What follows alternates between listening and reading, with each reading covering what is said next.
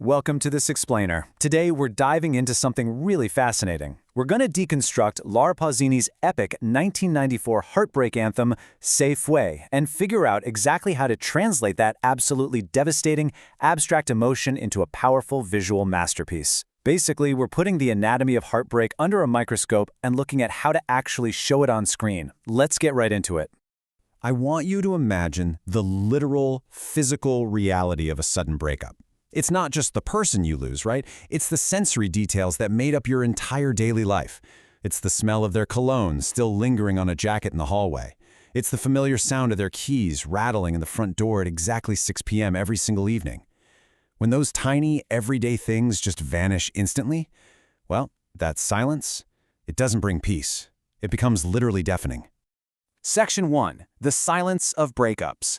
When absence becomes a physical reality. You know, Laura Pausini's massive international hit, Se Fue, captures this specific devastation so perfectly.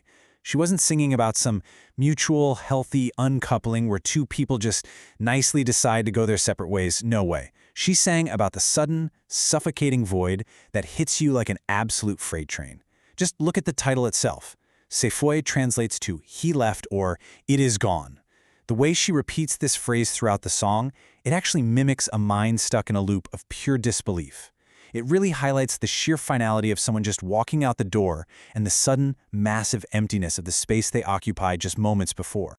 And this brings up the incredible psychological dissonance we face right after a loss. Because honestly, the hardest part isn't always the exact moment they walk out the door. The hardest part is the very next morning. On one hand, you've got this deeply ingrained muscle memory, right? You're making coffee for two by sheer habit, just because your brain hasn't quite caught up to your new reality yet.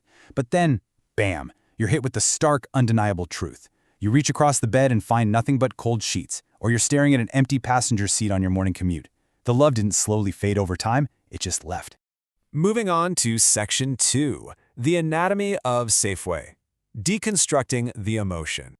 If we really want to understand this on a deeper level, we need to break down this abstract feeling of grief into concrete, everyday realities. Pausini brilliantly grounds the heartbreak in three distinct phases. First up, sensory haunting. This is when we expect to smell or hear someone who's no longer there. Our senses are literally playing tricks on us. Second is the abrupt void. This represents that sheer disbelief and finality we were just talking about. And third, which is perhaps the most devastating part, is the loss of identity.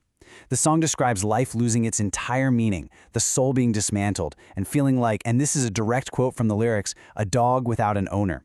The love was just so all-consuming that its sudden absence leaves you completely unmoored, totally without a sense of self. Section 3. Translating the void visually. The echo video concept. Okay, so here's the crucial point. How do we actually take these audio and lyrical themes and adapt them for a modern audience? Like, how do we make people truly see this void? Well, we can structure it into a narrative journey. In the hook, we kick things off with a half-empty bed bathed in cold blue morning light that establishes the exact crushing moment of waking up to the loss. Then, moving into Act 1, we visualize that muscle memory we discussed, doing everyday things out of habit for the ghost of a relationship. Then hits Act 2, the void.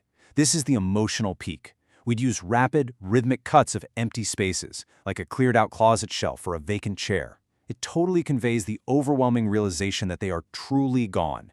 Then, Act 3 slows everything way down to a standstill.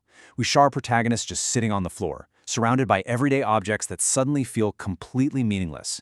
It perfectly captures that feeling of complete disorientation. And finally, the resolution. Simply opening a window to let in a breeze and taking a deep, deep breath. It signals the very first beginnings of acceptance.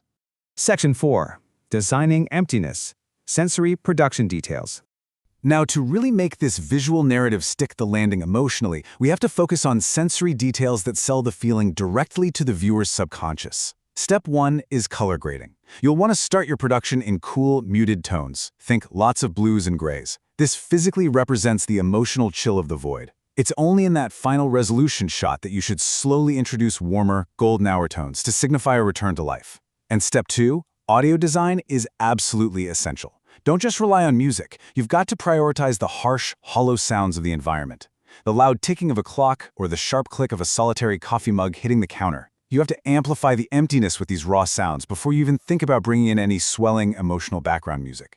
Section 5. Filling the empty spaces. The final resolution.